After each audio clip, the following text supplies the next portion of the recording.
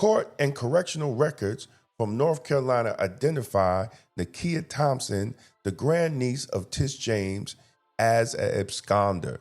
That means someone who's willfully avoiding probation supervision. Now, if this was an average citizen like me and you, letting a wanted person living in our home while under indictment ourselves, we'd be in handcuffs right now. This is the Publisher's Desk with Damon K. Jones, brought to you by Black Westchester Magazine. And today we're talking about the story making headlines across the nation and raising a lot of eyebrows in the Black communities and beyond. New York Attorney General Tish James, already facing federal indictment, is now linked to a new controversy. Her grandniece, who is reportedly wanted in North Carolina, has been living in her Virginia home all this time. That's right, a woman listed as a fugitive or absconder living inside the property owned by the top law enforcement officer of the state of New York. Let's break it down. Here's what we know. Court and correctional records from North Carolina identify Nakia Thompson, the grandniece of Tish James, as an absconder. That means someone who's willfully avoiding probation supervision. In other words, she skipped out on her legal obligations. Officials from North Carolina Department of Adult Corrections said flat out, she's considered a fugitive.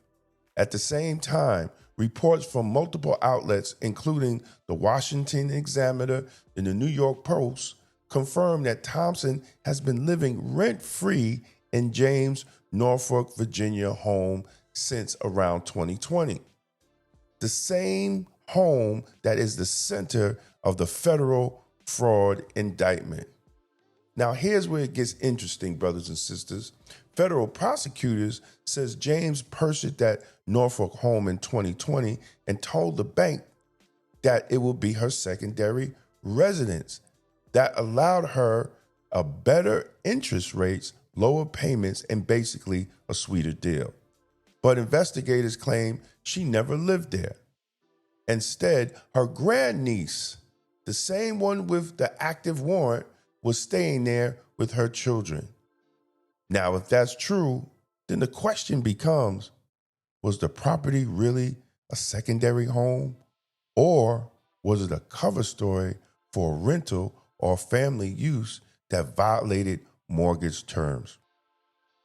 That's the argument prosecutors are making right now in her bank fraud and fraud statement case. And if you've been following Black Westchester, we have been talking about the evidence for almost a year with the investigator, Sam Antar, who found the actual fraud evidence that they're using against New York State Attorney General Tish James.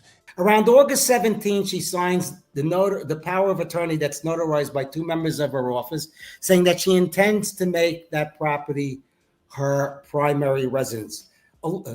Now, the lawyer claims it was a subsequent document before closing where she reaffirmed that it was going to be a primary residence. But let's put all of that aside. Whatever her lawyer says does not matter, because the loan itself was based upon her declaration that it was going to be the primary residence, and Right. that both her and her co-buyer, Shamice Thompson, her niece, were going to occupy it based upon that. Right. So it doesn't matter what she told the bank or didn't tell the bank or whatever. The reality is that's the way the loan was underwritten. It was never corrected. She never sought to say, something I should be paying higher interest. Let me amend this. What? Let me amend this. Like, she never said, I made a mistake, let me amend this before I get this benefit for this. And you could check that out right here, or go down in the description, and we'll have the whole link of all our stories. Now let's talk about this so-called warrant. When North Carolina labeled Thompson as an absconder, they essentially issued an arrest order for violating probation. But because her offense were misdemeanors, not felonies, she's listed as non extraditable. That means law enforcement can't force her back to North Carolina from Virginia, but if she steps foot back in that state, she will be arrested immediately. Still, you could call it a warrant, a violation, or fugitive status. The optics are bad for Tish James. Think about it.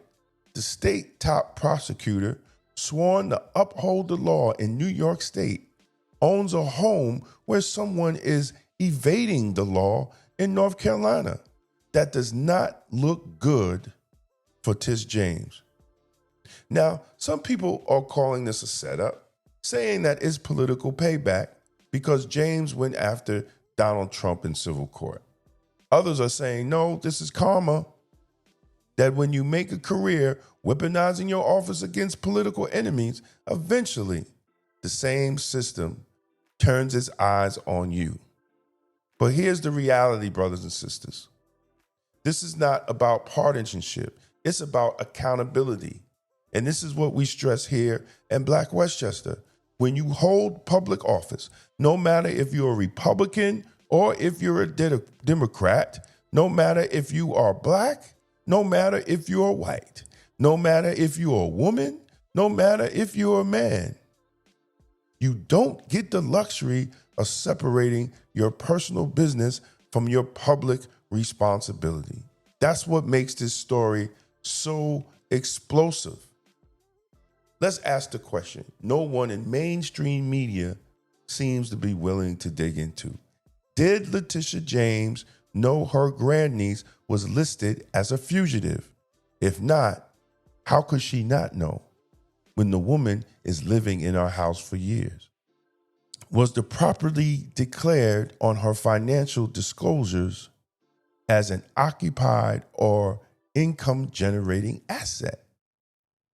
Was there a rental agreement, or was it a private arrangement hidden from paperwork? These questions are what a serious investigator and a serious journalist would ask right now, not the political fluff that you're hearing from mainstream media and mainstream newspapers. See, family, this story is about how power and privilege can create a double standard.